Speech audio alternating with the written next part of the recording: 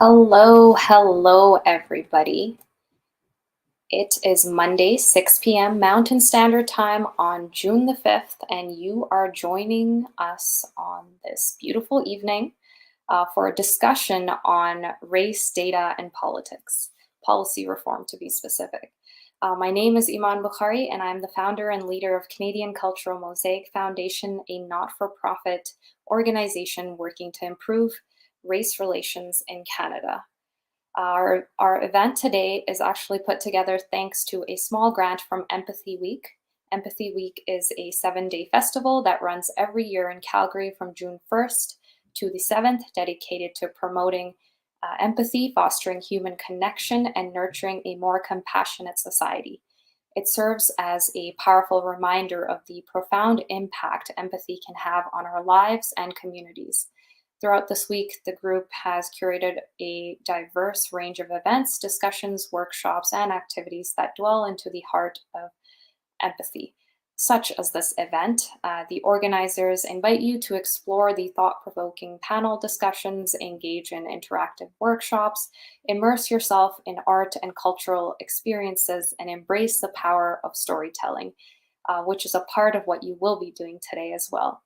Empathy Week is not just about understanding, but rather about taking action. It's about creating a ripple effect of kindness, compassion, and understanding in our world. It's about forging meaningful connections and bridging the gaps that divide us.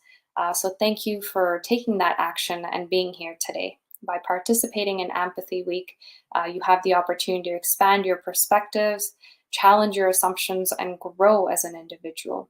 Together, we can create a community where empathy is at the forefront, where differences are celebrated, and where kindness is the currency of our interactions. So let's come together, engage in heartfelt conversations, and inspire one another to be the change we wish to see. For more information on Empathy Week, you can find more about them at unlikelyfriends.ca. Now, before we begin our discussion today, I would like to acknowledge the land that I am currently on. I understand that many of us may be joining from different areas, and if you feel comfortable to do so, please do mention in the comments where you're joining from, and I would be happy to put those comments up on the screen as well. And so with that, I acknowledge that I live, work, and play on the traditional territories of the Blackfoot Confederacy, the Siksika, Kainai, Piikani, the Tsuut'ina, the Stoney Nakoda Nations, the Métis Nation, Region 3, and all the people who make their homes in the Treaty 7 region of southern Alberta. Now, before I go to introduce the panel here and we go into our discussion, many may be aware that the Canadian Cultural Mosaic Foundation launched a 5-year study from 2018 to 2022 on Canadian race-based hate incidents through English language media.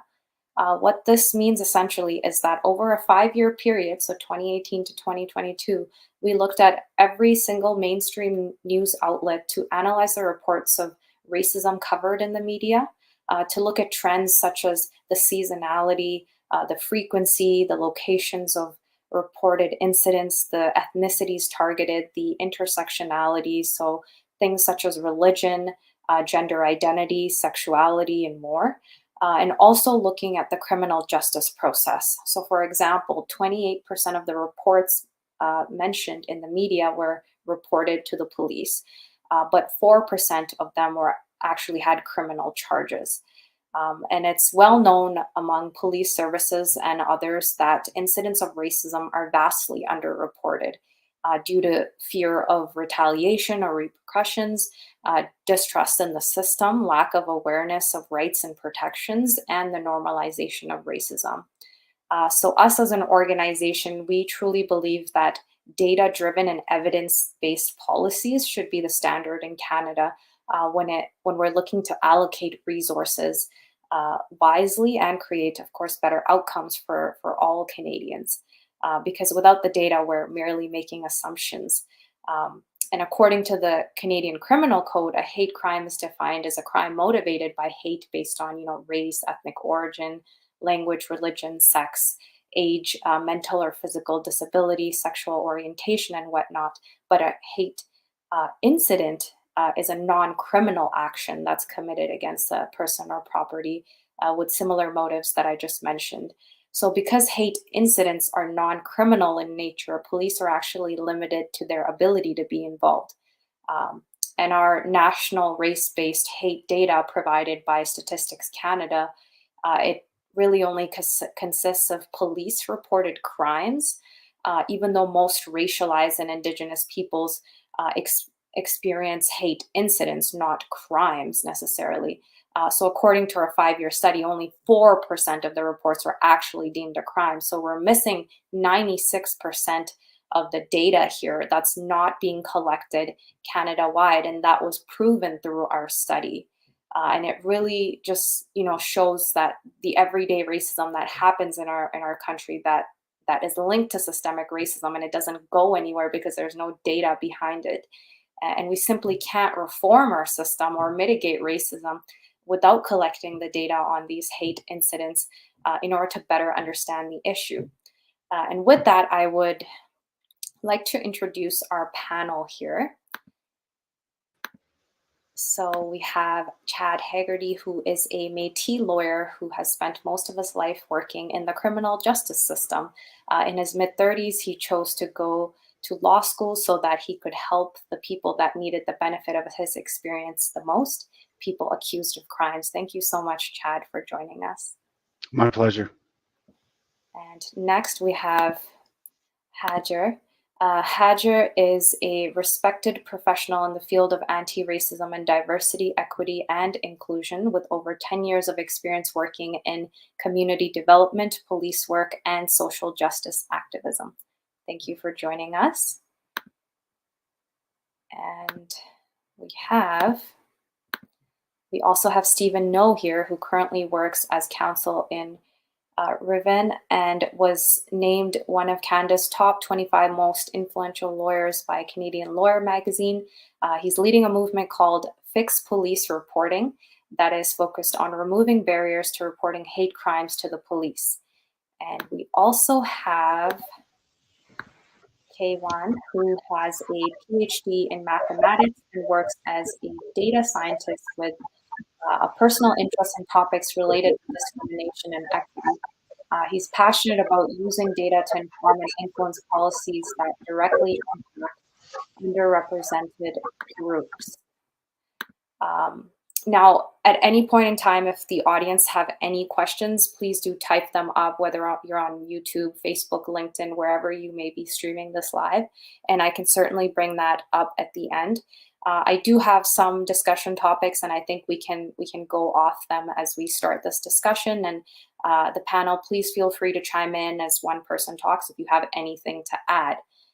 So with that, my first question is to Chad, and it is, Chad, having worked as a cop, as an RCMPC officer before, and now a lawyer, what problems do you think exist with relying on police for data on hate? And these could be, simple points such as talking about the data that exists or the problem within policing, but please do enlighten us. Sure. I think the biggest problem that exists is that across Canada, essentially every police agency has their own definition of what constitutes a hate-based crime.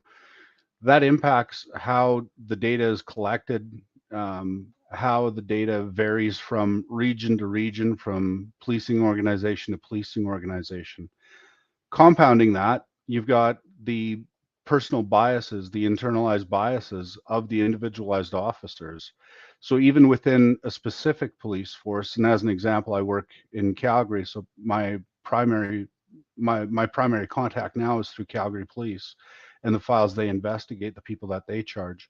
And even within the organization, the Calgary Police Service, you see a variance in what officers are willing to call or are prone to call hate crimes. And so the data collected is skewed by a number of factors, some within police control, some external to police control.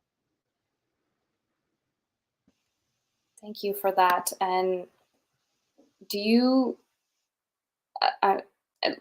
when I think about lots of discussions happening about police and racism, we often hear about the bad apples topic, I'm just wondering if you have an opinion on something like that, because we've seen even in the city of Calgary, for example, we had a whole um, like a notice of motion go through when people kind of come out and talk about their experience of racism, and a majority of those people actually spoke about their experiences of racism with the police, like experiencing Right. racism at the hands of the police. And we heard a lot of these types of discussions about, like, oh, it's just a few people, it's not like everybody's bad. So I'm just wondering your opinion on that topic. Certainly, the biggest purveyor of the bad apple narrative is actually policing organizations. Saying that it's a few bad apples allows the organization to say it's not something that we have to deal with structurally. It's an individual issue, and that's not the case. Um, the RCMP initially, and I'm going to go back a couple of years to the George Floyd incident and the fallout, the social fallout from that. Initially, the RCMP claimed that they didn't have an issue with systemic racism. That very quickly uh, was turned around. In Alberta, the commanding officer of the province of Alberta for the RCMP made that same statement and has yet to walk it back, um, despite evidence to the contrary. So there are two things. Number one, are there some officers that are absolutely horrible? Certainly. Are there a number of officers that are fantastic and concerned and connected to their community or to various communities? Absolutely. The problem is when the structure overrides the ability of the individual officer to make those positive outreaches, to make the positive connections, and to have the positive impact, then the system is where the problem begins. And hand in hand with that is the lack of desire on the part of policing organizations to effectively, immediately, and finally deal with problems within their ranks. I hope that answers the question to some degree, and I don't want to go on too long because this is a soapbox I can shout from for some time. No, certainly. I think you put the perspective of that systemic racism problem itself. Because since the murder of George Floyd, we've had these conversations about systemic racism, and before that, many people didn't even know what systemic racism was. There were so many questions, and still these questions linger amongst people. That what is systemic racism? What does it really mean? What does it have to do with policing? And I think you summed it up very well. Thank you so much. Hadra, I would like to actually ask you the next question, because I think it kind of correlates to what Chad said, and I would love to hear your perspective as a DEI specialist on how race-based data can help our nation, and also how you see hate, particularly race-based hate, linger itself in social work or community work and government itself. Thank you, Iman. I think that's great. And I think I agree with Chad. Chad summed it up beautifully is when we create a narrative that takes away the accountability from the institution and puts it on the individual, it becomes very difficult to push for the systemic changes that are needed. And then therefore you leave it on the individual, or you leave it on, a patchwork of training without actually dealing with the root causes that are causing it. And I think when we talk about what does race data, hate race data, or any race data actually, how does that help us? It helps us identify disparities, because a lot of the times when we talk about any racism and discrimination and systemic racism, it's all narratives, it's all stories. People tell you that they felt discriminated. People tell you that they thought this happened. People say this person treated me wrongly, right? And we saw it as well when people came to City Hall to speak. A lot of them never complained, never wrote anything in, but they hold these incidences deep within them, and they're very very traumatic, and and it picks up very big on them. And then so what happens whenever we talk about it, they'll be like, well, there is no data to prove this. This is one of the biggest pieces that we hear all the time, right? And a lot of the work people are like, well, we don't see a data that supports that this is actually a pandemic problem, right? I'm sorry, my babies are crying in the background. And so what happens is, like, there's no data to support this. We don't see people actually feeling the same way that they feel. And you mentioned it earlier, is this type of incidents, these type of hate crimes, attacks a community that already has a lot of mistrust of authorities, does not report. And the fact that hate incidents, you could report, an example, someone could have 80 something hate incidents and never be charged, right? It's just like they keep getting, collecting these hate incidents, and because police hands are tied, the way that the legislation and the law works, that you wait until they commit a crime, and then you use all these 80 whatever or 100 whatever, incidents against them, and then so this causes a lot of problems. And so whenever we think about like how does race-based data help, again, like I said, it identified disparities. It helps us measure progress, right? We know where we were. This is where we want to be. How are we doing when we're doing this? It informs social policy that we need to get done. It also helps in allocating funds for targeted projects and targeted groups that need to have more supports, because the data is showing that they are left in the margins. And there's so, I could talk so much more about that because I know the conversation is going to go on, but these are the pieces that come into play. And many people, when they do talk about these disparities and they do talk about systemic racism, they talk about the incidents that happened to them as an individual. And yes, the narrative of like the one bad apple, but it can't be one bad apple going around doing this. It's not one person. So we know it's more than that. And I'd like to also add is that data collection, and for everyone who's like, well, how data is great, but data without the right interpretation, without the right reading, without the correct and inclusive ethical basis to run that data is useless. So if you're going to collect data, but you're going to read it whichever way you want, it could be used, like they say in Arabic, silah du haddain, it's a double-edged sword. And so you could come use that same data and cause more harm.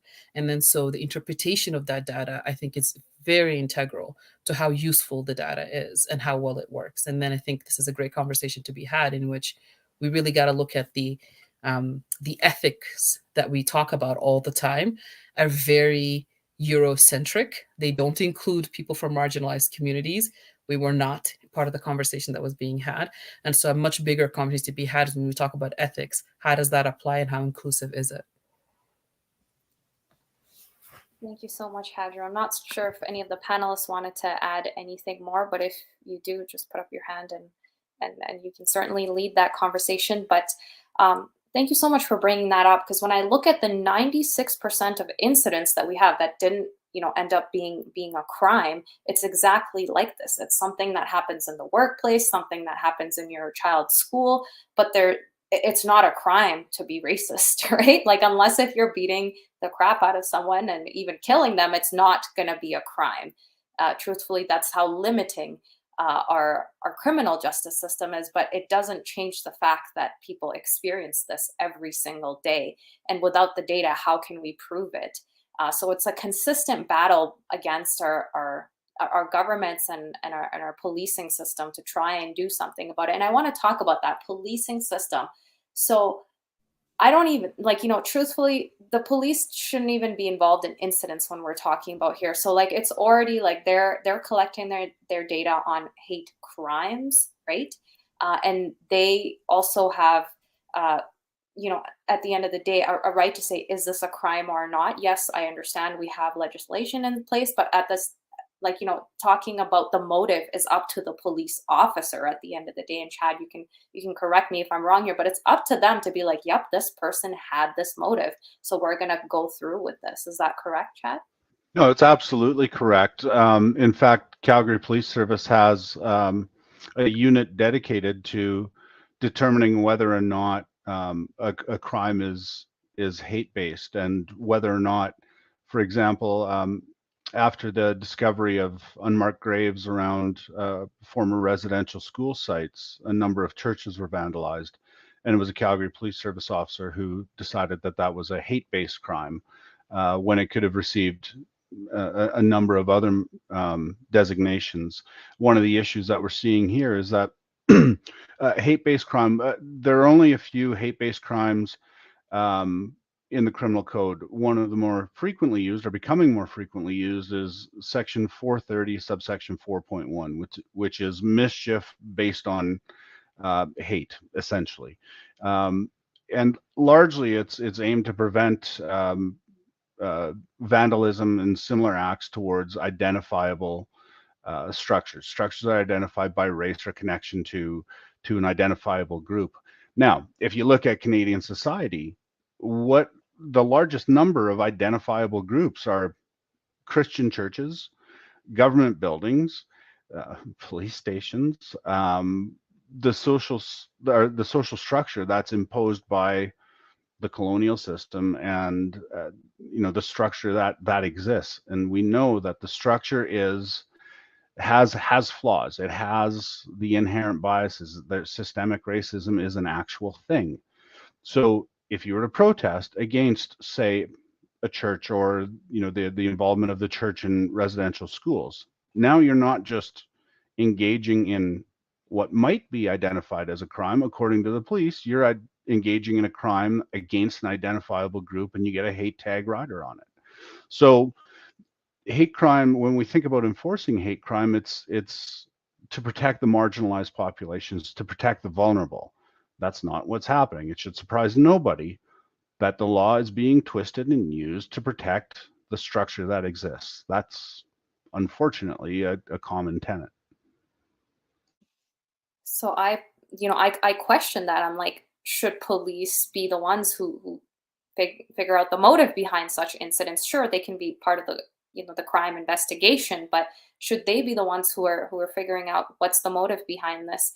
Because it's clearly not working, and police are not anti-racist specialists by any means, and that's not their job, right? Like, they can have training once a year, twice a year, whatever the thing is nowadays for them to take that training, but that doesn't make them specialists. That doesn't mean that they understand the issues here.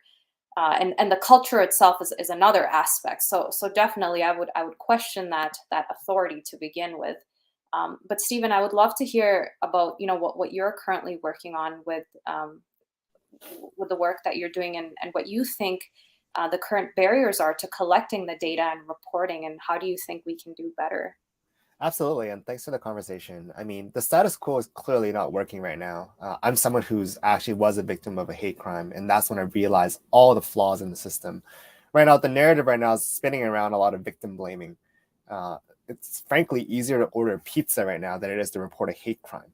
And so the key to step forward is to remove barriers to reporting and to remove barriers to prosecuting. I mean, just touch upon the points brought up earlier. These rules and systems were created by those who actually don't have any lived experiences of racism. It's incredible. And you look back on the criminal code, these provisions were drafted in 1970. That's over 50 years ago. And they're drafted to counteract the rise of groups like the KKK and anti-Jewish sentiment.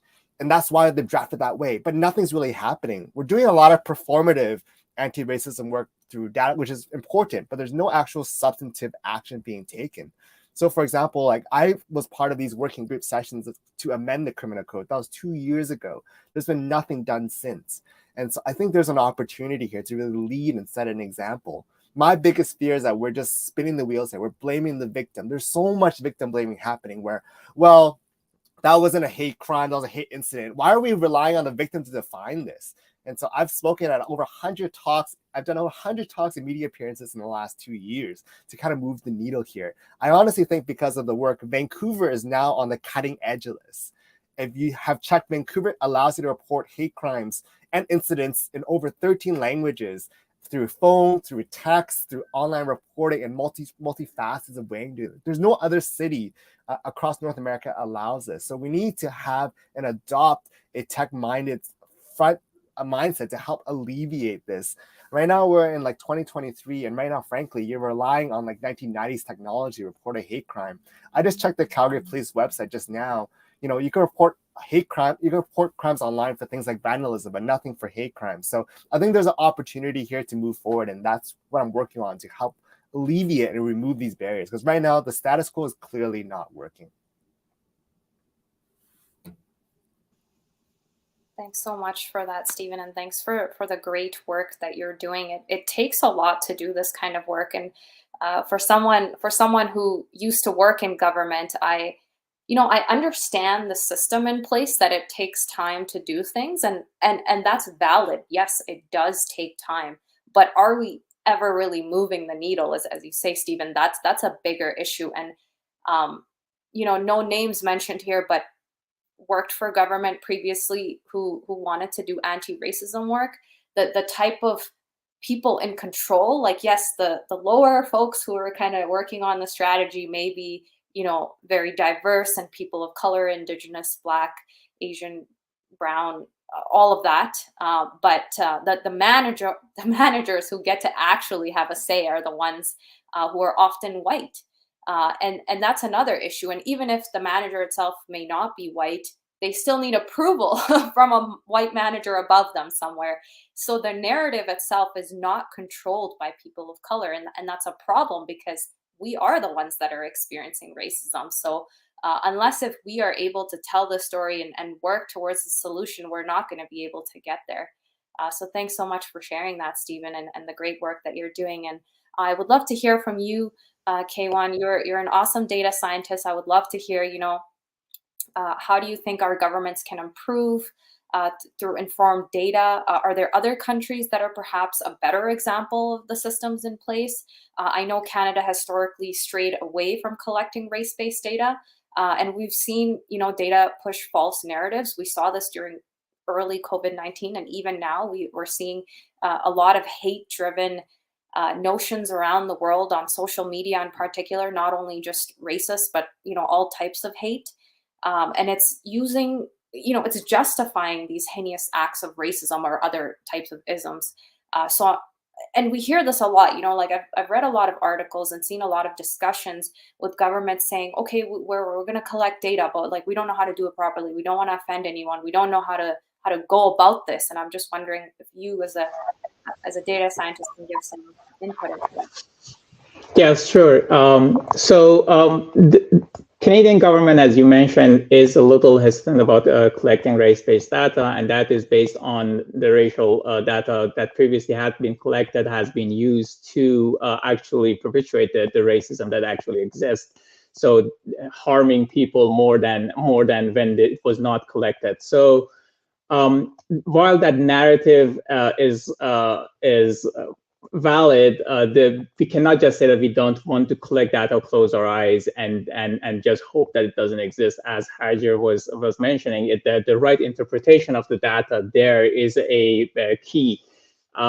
We need to look at the causal relation between the pieces of the data that we are collecting here. If we are trying to use the collected data to say that, well, a certain group of people, maybe Black people, are actually committing more crimes, so as a result we need to police them more, then that is some problem that actually is perpetuating the racism that exists there. But if we understand that when we are collecting the data, we are going to see that, well, where is that discrimination, that disparity is coming from along the whole funnel of the data that we are collecting, then we are going to be able to use that data to actually address the issue rather than making it worse.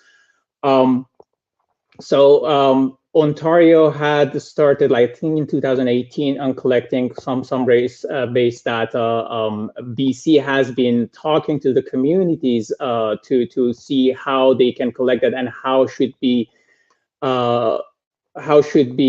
governed. Basically, they are worried about, well, how this data is going to be used. There is, as you mentioned, is going to be, as Stephen mentioned, that there is some load being put on the people who are being discriminated against, but that is not the way maybe to go. But there are things to be explored. There is no clear answers to that. For example, in the US, there's a lot more data being collected compared to Canada in terms of the race-based incidents. And one of the things that has happened recently in the past, 5 years or so in US, is that they have created this standardized way of reporting these data, collecting and reporting these data that could help in a lot of studies that people like data scientists, econometricians, and other people can use that standardized data to actually do a proper study. Because a lot of times what happens when you do these kind of studies is that you go and look at the data, because the data is not good enough, doesn't have enough quality. You come out and say that, well, I could not make I could not say that there is a disparity with certainty here. But that doesn't mean that the disparity does not exist, the racism does not exist. It just means that, well, we didn't have enough data to say it.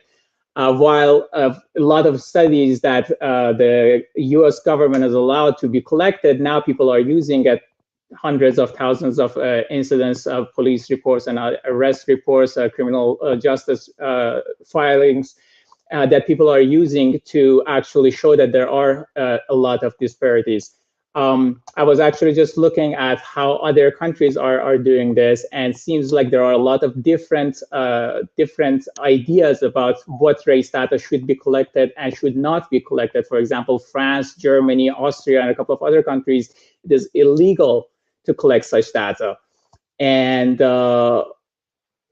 that does make sense from the historical points of view that has happened in these countries, but then also some other countries they are required to collect such data. Again, like in US, people are collecting, and UK has been doing quite a few studies in understanding what are the sources for these different ideas are and how they can approach this. Yeah, definitely. And similar to the point that Stephen was saying, you know, like we need to keep up with the times. We need to be data driven. We need to be technologically advanced. It is 2023. I think a lot of our systems are very old school, and we can learn from other places as well. And Kaywan, you mentioned a lot of, you know, Western countries, a lot of white-led countries, colonial countries, essentially, who are leading this path. And I think it's interesting how we're always looking at these countries as an example. You know, like there are lots of other countries too. Singapore is a really good example that we can look at that are doing amazing stuff that are also multicultural. You know, Canada, I think, needs to look at other places beyond just white-led nations. Essentially, I think we're really restricting ourselves in this day and age. Yes, definitely. I want to also mention Chile and Colombia also doing a lot of these, but that is only in regard to indigenous people in their countries. It's not as broad as all the other racial minorities there.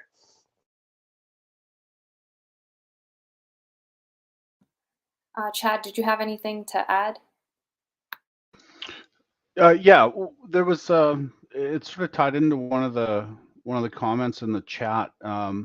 Discussions about investigative skills and tools of the complaints investigations team. Again, that goes back to the earlier comment about officers being unable to set aside their personal bias, which of course is impacted by the organizational systemic bias.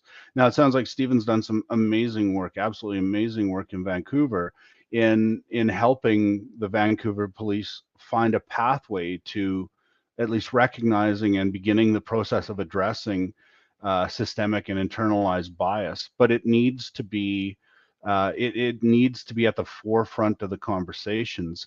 There's also a conversation there about when the only complaint is racism, and that was the quote.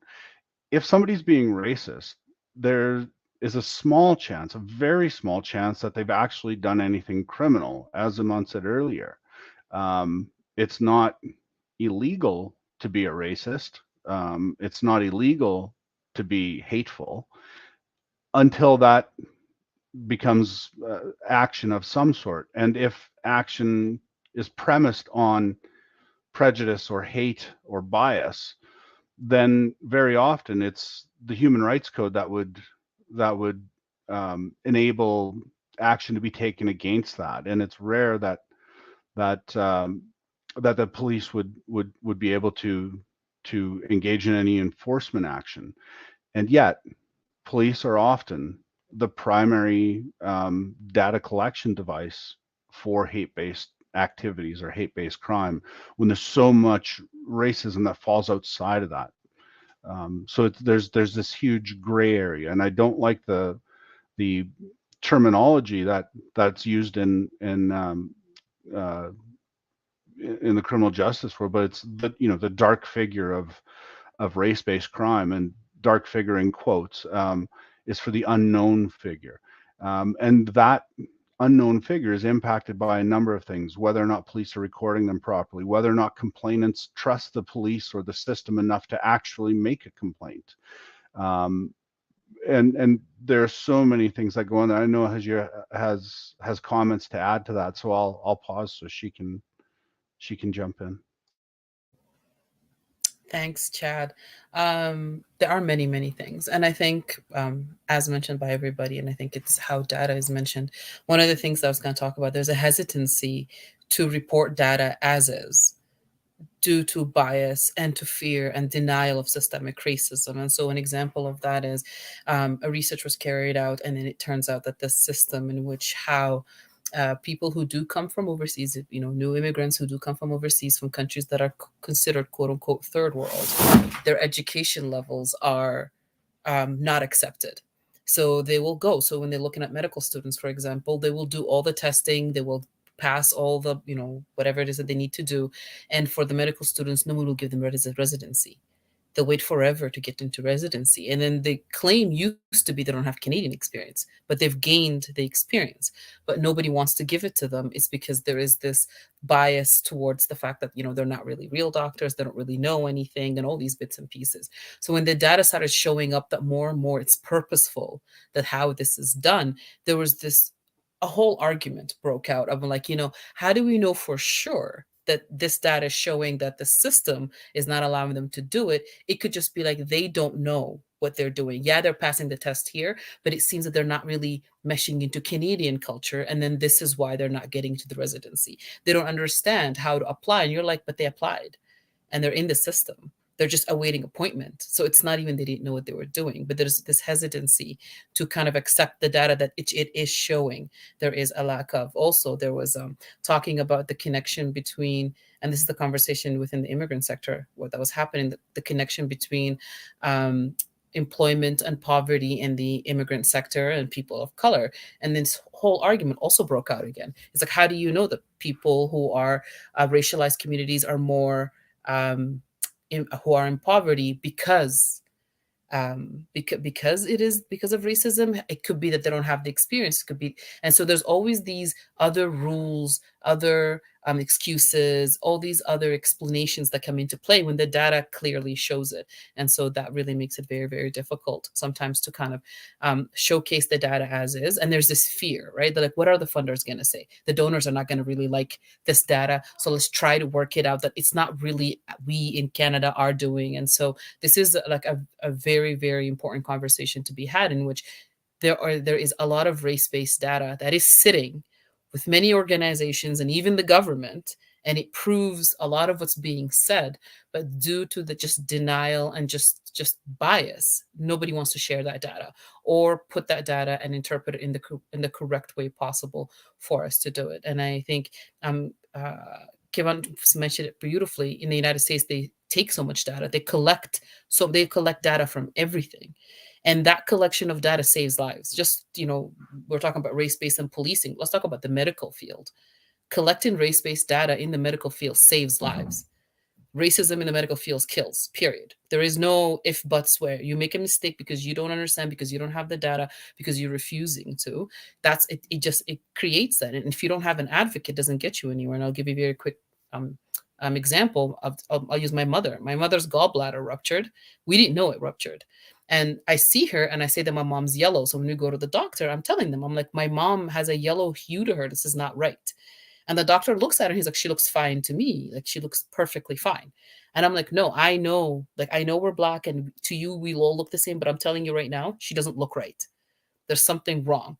Didn't believe us. 3 days later, it started seeping through her pores. And so I wipe her forehead and it's yellow. And I'm like, look, this is what's happening. Then he's like, I think her gallbladder ruptured. Then she has to go to emergency surgery. Then they give her anesthetic, which was, later on we find out that when given to a lot of people who come from sub-Saharan Africa, it kind of stops their digestive system from working. But all that data isn't there. I had to stand there and advocate. Someone else couldn't have. And then my mom could have lost her life. And it's medical race-based data. It doesn't mean you're using it to marginalize a group. You're saving a life because you're understanding it more. So I think also that bias of like, you have the data, you're sitting on it, you're just refusing to have it shared and not even to use it or implement it in any way, just throwing it on the side. So I think that's also a very important conversation to also be had, of what is the data that we have and how do we get access to it and how do we implement it and push it forward. That's a really powerful story. And I mean, just reminds me of the line that like data drives decision making. That's literally what it is, right? It drives decision making. You know, a common like counter argument I hear all the time when advocating for removing barriers, like, well, Stephen, if we remove barriers to reporting, we're gonna have all these reports coming in. We don't know what to do. Isn't that the point? Isn't that the point to actually understand what the problem is? It's as if like we are facing COVID-19, we're sticking our heads in the sand pretending it doesn't exist. Right? If anything, that should support your argument for having more and more resources. So absolutely, right? Data drives decision making. And the other point that I just sparked my mind is that, you know, racism is like COVID-19. It constantly mutates, right? They're like at first, like, well, you don't have the resident requirement, so therefore we're going to change it again, right? There's this constant mutation. And so I think that's something to be really aware of. You know, what I think is really interesting is that we have this inflection point in society now where we can actually make a difference. And I think it just takes each one of us to take that one extra step to make a move, because 20 years ago, yeah, we had to stay heads down, but now I think there is a point in society. Vancouver, for example, has its first Asian Canadian mayor in 100 years, right? It's one of the most racist cities in the country. We now have Ken Sim. Toronto's probably going to elect Olivia Chow as their mayor. She's leading by a long margin. So we have this unique opportunity in history, and obviously Calgary as well too, right? So I think we have this moment in history for us to do one extra step. And so thanks for sharing that story, and such a powerful anecdote, and appreciate that for sure. I would like to add another personal experience here to what Hajar was mentioning, is that, well, there are a lot of cases that we do have the data, the government has the data, or the authorities do have the data, but we are not using it to actually identify it. And this is something that happened to me and my community as an immigrant from Iran. A lot of us were applying for permanent residency here. And we noticed as a group of people that all of our applications have been delayed. And we went through some very partial data that the government, the IRCC was publishing at the time, and still is publishing, and tried to figure out whether there is actually a discrepancy between the processing times for Iranians, non-Iranians, and if you realize that there is, but then the data was not enough to actually, there wasn't enough evidence to prove anything. And we went through a whole process of 5 years back and forth between IRCC, Human Rights, and the National Security Review Agency, until just a couple months ago that the NSIRA just published a report saying that there was a line saying that, well, all the male Iranians of age between 22 and 60, or anybody related to them, were basically had to go to an extra security process that took about, on average, 10 times longer than everybody else's. So that data was there. The data is there. We could even show some of it by just looking at one very, very aggregated data. But then if we had the actual data, if there was some transparency in the government data and the processes, we could have actually seen it. The government could have seen it. There should be processes in the government that the data that they are looking, they should be already looking at it to identify these problems that are there. And well, then eventually, as Stephen was saying, that, well, we need to make decisions based on those. Absolutely, and thank you so much, Hajar, especially for sharing that medical race-based data story. I think that's incredibly powerful, and mentioning, this race-based data actually exists somewhere already. Like, there's lots of organizations collecting it, but they don't want to share that data, and funding being directly linked to that. Like, people who've worked in nonprofit know the story.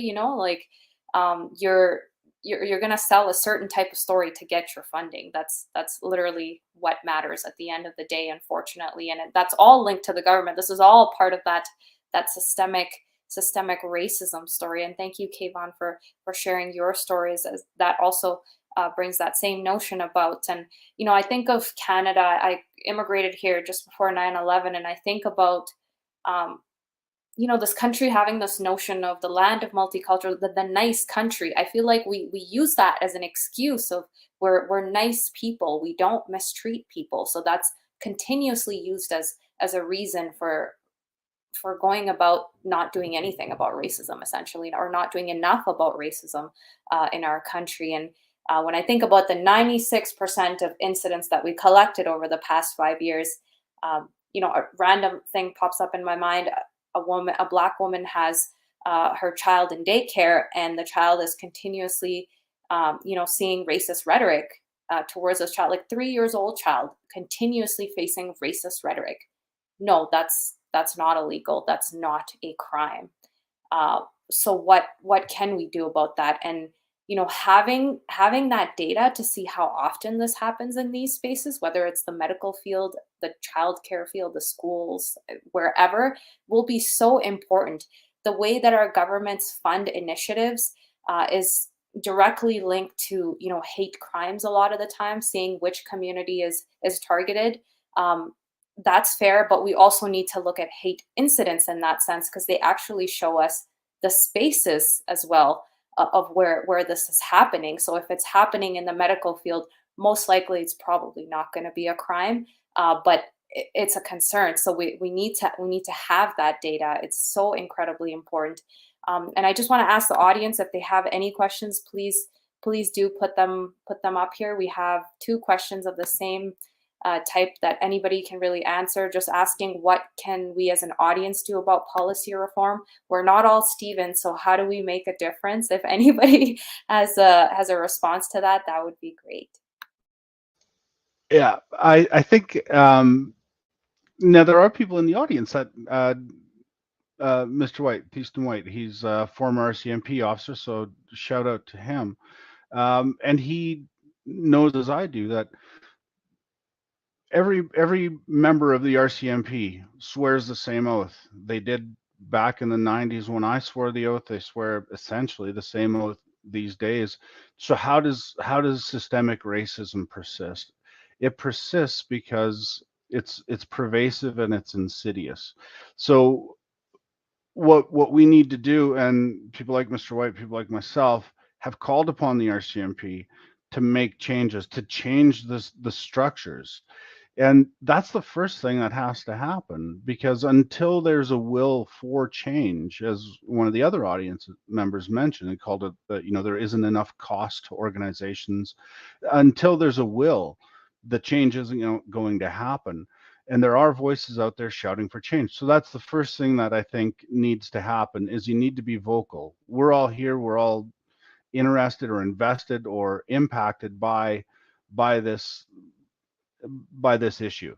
Now, the fact remains that the bulk of society is white, and they're not as impacted as those of us that are people of color, are racial minorities. Now, I look white, so I get away with a little bit more than some, but that structure is still in place. We have to call for that change. And then the next thing that we have to do is, now Stephen didn't start by going to the Vancouver police and saying, hey, Vancouver police, you need to change. He started small. All of us, those of us that try to foster change, we begin with our social circle. That's where we begin to find our voice with the people around us. And if you're in the audience and you're here, you've already taken a big step, because you're giving your time to engage in this conversation. The next step I would suggest, if you haven't done it, is to begin talking to your circle, begin talking to your friends, your family, those around you, and begin shaking the tree. Thank you very much. That's exactly it. Being vocal often leads to being called or accused of using the race card. So what? Who cares? What's the big deal? Being accused of using the race card is the counterpoint to being the victim of systemic racism. And until people start to realize that the race card isn't a fallacy or a fantasy, it's the reality, that needs to be addressed. So develop strategies within your social circle to deal with pushbacks like you're using the race card. And as your message starts to go out to a broader audience, you'll refine ways of handling the pushback, because of course it's going to be there. Stephen, I guarantee when you started dealing with police organizations, you weren't winning awards or being thanked or recognized by those police organizations, but you got there. and you eventually made change. So, and with that, I'll be quiet and let Stephen or somebody else talk about that. I was going to say, absolutely. It does take small steps that just lead to bigger change. I think we're at this moment in time where we can all make a change, whether it's like speaking to the right decision makers, bringing it up, raising in questions. There's many forms of doing this. So fantastic. And thanks for the opportunity. Yeah, I think it's great. And I think the comment that was made, like, I'll be using the race card. And I think a lot of people whoever says that you're using the race card does not understand that nobody wakes up and is like, okay, I'm going to use the race card today to get out of trouble. Nobody wakes up and then decides, I'm going to come up here and be like, well, somebody harassed me on the street and called me the N-word. Nobody wakes up trying to have a bad day. Right? Like, everybody's just trying to have a good day. Everybody's trying to exist. And then me telling you my reality, and just like Chad said, right? When we talk about racism and discrimination, people always tend to hear it as stories. They like to put in their books and collect and come later on and talk about them and be like, I heard so-and-so did whatever. They don't comprehend that this is my everyday reality. This is what I live. This is what I experience, and this is what I carry with it, the trauma and the pain. And I'm expected to function normally in a society that I am not allowed to emote in. And so when they come and they tell you, look, you're just using the race card, I agree with Chad. So what? So what? I'm not using a race card. This is not a happy conversation. I'm not enjoying this, but this is something for my survival, and I have to do it. And so if you're going, and I would definitely recommend, it's hard, but personally, I'd be like, if they tell me like, oh, you're just using the race card, but I'm like, where is the race card here? Where is the problem with me telling you that someone treated me unfairly? What is the issue that you're saying? Right? Throw it right back at them, because it's one of those bits and pieces that they try to scare you, right, into being like, well, no, I'm not a troublesome person. I don't want to cause any problems. We've all worked in organizations in which when we pushed back and we're like, that was racist, we were reprimanded for it, not right to our face, but we've seen it. Promotions go right over your head. Nobody really talks to you. You're labeled as a troublemaker and all those bits and pieces. So I think, take it to the chin, right? Be proud of who you are. Take it with stride, deep breaths. This is a journey. And I think a lot of the times when we do this, everybody gets extremely excited and we're very happy. And this is good. Like, we get fired up. But we have to understand self-care is very important. Take care of you. Is because if you're not well, you can't, and you have to be well. This is too much you're taking in, right? You are the victim and the victimized, and then you have to be sitting there almost being a sage half the time when these things are happening to you. So I think, being very clear and have a support network that is around you. For the person who asked, what can I do as an individual? There's two things. So two parts. One part is, I always talk about, if you see, there's three things. One is, if you see something on a personal level, if you see something, you hear something, say something. Even if it's as simple as like, what? No. Just that's all that is needed sometimes in a conversation to stop someone dead on their tracks. If you have the conversations that are difficult with your loved ones and people who are around you, and use, I use with my colleagues, with everybody that I know, I call the echo technique. And the echo technique happens is, remember that people of color who are with you in your meetings, your colleagues and your friends who are sitting there, they have to repeat themselves several times sometimes to be heard, especially when they're talking about when these, racism and discrimination and systemic racism and these issues. Echoing means repeat what the person said, mention their name, validate what they say, and then put it back to them that they're the expert. And if anybody else wants to talk about this, they're the ones you need to go to. Right? The echo technique works absolutely beautifully. But also, raise awareness, support organizations that have initiatives that do this kind of work, participate in consultations, collaborate with community, talk to your representative. You could email your representative day and night, all the time. It's their job to read your emails. Email them, call them, show up, talk to them, right? Pressure them into doing the right thing and promoting things, and to, push for promoting for diversity, and then demand transparency and accountability. This is one of the biggest things with the data, demand, demand, demand. And then, so I think a lot of the times we're having these conversations, there's an echo chamber, and that was mentioned earlier, that we're talking to people who are just going through it with us, right? So I'm going to direct my next comments towards our white colleagues who are here listening, and whoever's going to listen later on, is sometimes it's okay for you to sit in silence and just listen and support what's being said. You don't have to lead everything all the time, right? This is not bad or good. It doesn't make you, this is a learning process for all of us, and we're trying to make the work happen and sometimes allow others to take lead.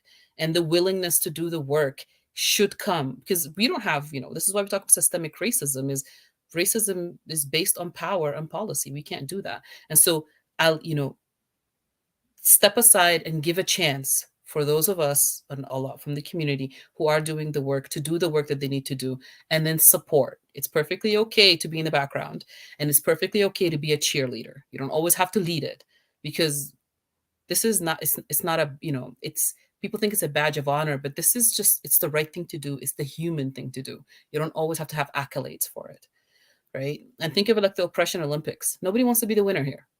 Nobody wants to sit here and be like, I'm the most oppressed out of everybody.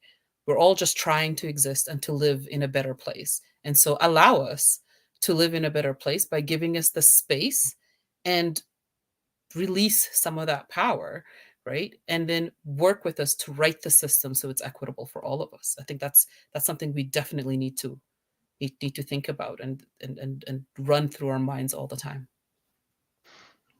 Yeah, sorry to jump in, but there was a comment about white people being sick about hearing about this. Working in the criminal justice system as a defense lawyer, and most people know that I'm ex-police officer, so I talk to a lot of officers. I see them frequently. One of the things that's coming up in those conversations is the fact that police officers are feeling stigmatized, and painted as racist first, and then they have to work their way out of that. And I'm of two minds. Number one, I understand the role that they're in, and it's not easy, certainly. But I think a lot of times they forget that as a representative of an organization and a profession that, as was mentioned earlier, has a very troubling creation story and a very troubling history, especially in recent years. One of the things that's happened with the expansion of social media and the availability and the possibility of the individual to monitor police and report on negative police interactions, and the whole discussion about bad apples, is that the police officer is in a situation where, yes, sometimes you do have to walk back the bad apples, quote unquote, even though we know that term's garbage. You have to walk that back, but that's your role. That's your job. Your job is to gain our confidence, to gain our faith. It's not society's job to automatically respect and believe you. That not anymore. That day is past. I grew up believing that police officers were always there to help, despite the fact that growing up in an Indigenous Northern Alberta community, the only time we saw the police officers in our community was when they were driving fast to arrest somebody, to take them back, and then we heard the stories about abuse later on. And that's a whole different discussion. So the fatigue is there, certainly on both sides. And when, as Hajir said, I'm sorry, it is Hajir, right? Or am I close with that? Okay. As Hajir said, when people give that back to you, the corollary of the echo technique is the parroting it back to them. I'm starting to get getting tired of that topic, or you're using the race card or whatever. Okay, explain that to me. Why are you tired of this topic? Why are you tired? Why do you think I'm using the race card? Get them to unpack their methodology, their thought process. And when they unpack it, often there'll be a discussion point, hopefully not an argument point, but a discussion point that can lead to greater understanding of where they're coming from, where you're coming from, and then hopefully some overlap that will lead to positive actions, positive interactions. Great suggestions. Great. And I'm sorry, that also applies when you're dealing with police officers, not just the general public. Police officers can be talked to like regular human beings, carefully, because you do have to protect yourself. And if you're a person of color, safety first. Yes, certainly, and I can understand that comment because working in government myself, I remember being in trouble many times when I called out racism within the organization, and having HR complaints. And the reason why I left government, truthfully, that's straight up the reason. Having HR complaints for bringing up an issue or going on the news, not at all saying that I'm a representative of the government by any means, but just saying that, hey, this is a concern. But too bad you're working on our communication, so you're now going against our policies and making us look bad. That's really a problem that our governments really need to work on, and that's what the systemic racism that folks refer to. There was a question about what do you do when it's your government provincially that shouts that you are using the race card. I think that's a really valid question, and if anybody has any comments, I know a lot of great things have been said, but any more comments relating to that would be great.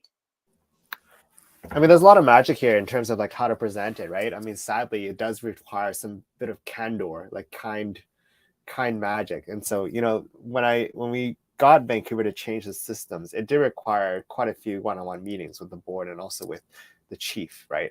And part of it's just aligning on the common why. I mean, these are outside of this work. This is all done off the side of my table. I work full on as a corporate commercial lawyer. And anytime I enter a negotiation, it's always like, what is the common why that we have here? And so the common why, I think, in all of us Canadians, we want to create a safe and welcoming society for all British Columbians or all Britons and whatnot, right? And you mentioned the status quo is not working. Here's what's happening. How can we work together to change it? Here's my proposal. And so I think it does require that kind of approach.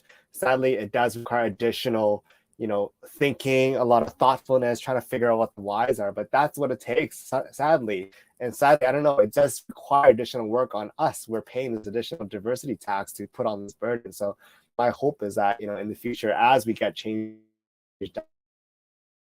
on, and so I think the RCMP and the Vancouver Police Department, the BC RCMP even gave me an award for some reason. I don't know why. I've been very vocal against them, but they gave me a big award. So I'm going to use that and get more change done.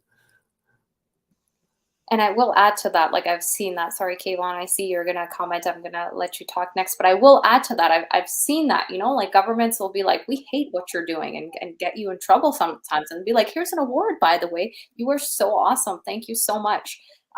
That happened to me a few months ago as well. And I'm like, well, thanks for noticing. I don't know if you're going to do anything about it, but I also got in trouble from you. So it's like you're trying to make yourself look good. It's that performative action at the end of the day, and it doesn't mean anything. So if governments, government folks are watching right now, the awards that you're giving to folks actually show your hypocrisy more than anything, unless if you do something about it, of course. Kayvon, yourself, please.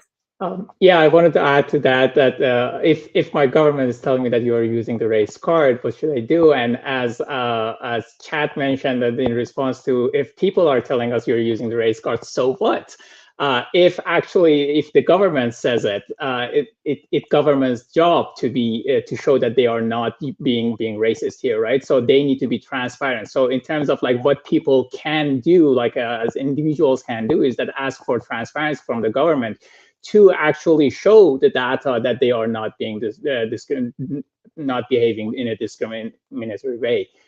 That's one of the things. And one of the other things that I wanted to add to that, what people can do as individuals, is that to educate yourself, not for the purpose of going around and then telling other people that I'm educating them. No, that's too much to ask from every person to do. It's not their job, but just for the purpose of like keeping their faith in themselves, in their lived experiences, that, well, a lot of times when I go through these situations is that people who are facing discrimination, after a while, they feel like maybe they are playing the race card themselves.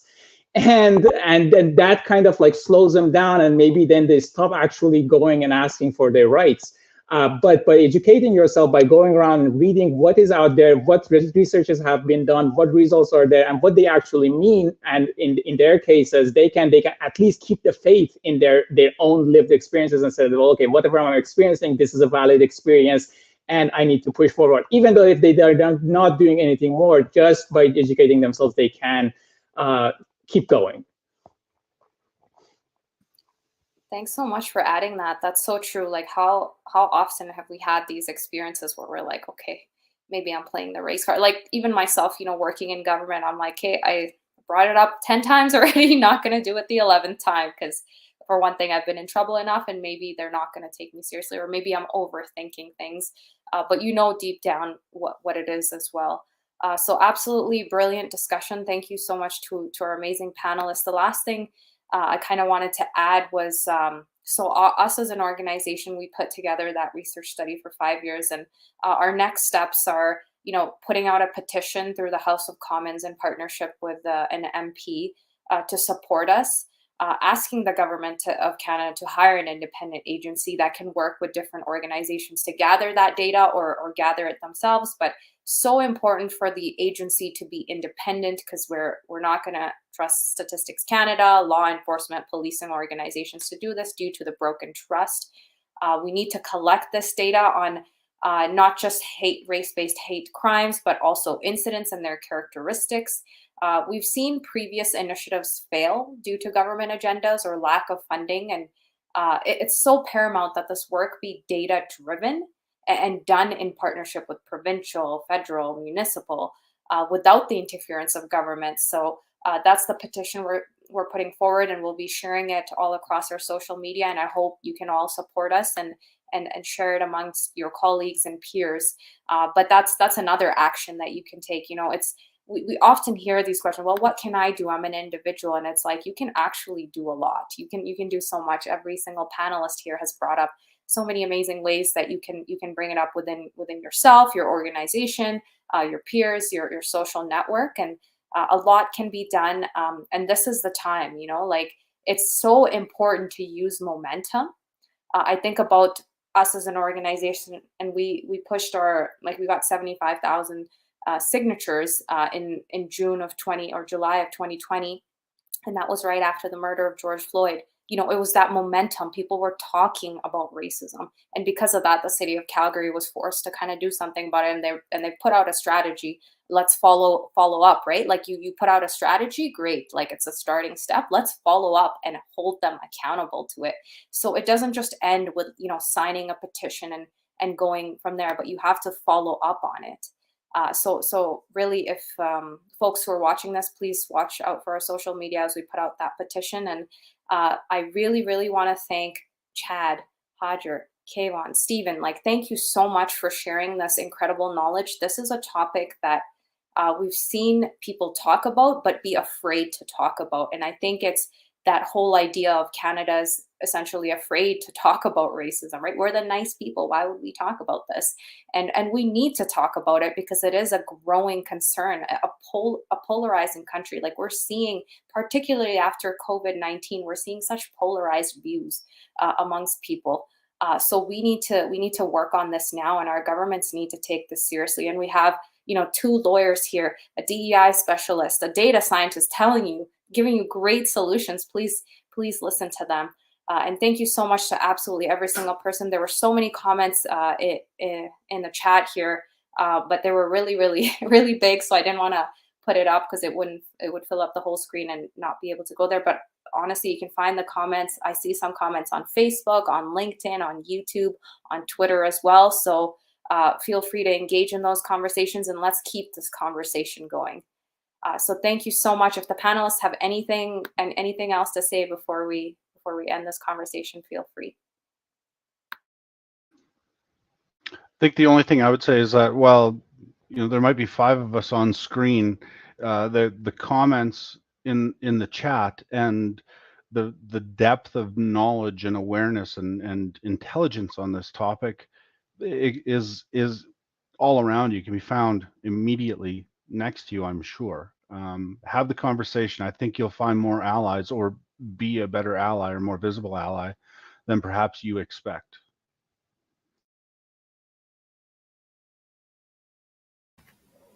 I agree 100%. And, as dreary as this subject gets all the time, right? The fact that we could talk about it so openly now, and the fact that we're having these conversations more often, is a sign of a better times to come.